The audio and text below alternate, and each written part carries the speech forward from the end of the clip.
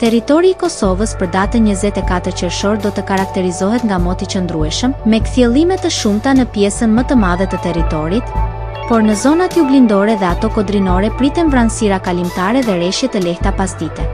Temperatura minimale do të zbresë deri në 10 gradë Celsius, ndërsa ajo maksimale do të arrijë deri në 26 gradë Celsius. Era do të fryejë lehtë nga drejtimi verior-verilindor me shpejtësi 4 deri në 9 metër për sekond, dhe në disa lugina deri në 11 metër për sekond. Temperaturat minimale dhe maksimale për disa nga qytetet kryesore të Kosovës do të jenë si më poshtë.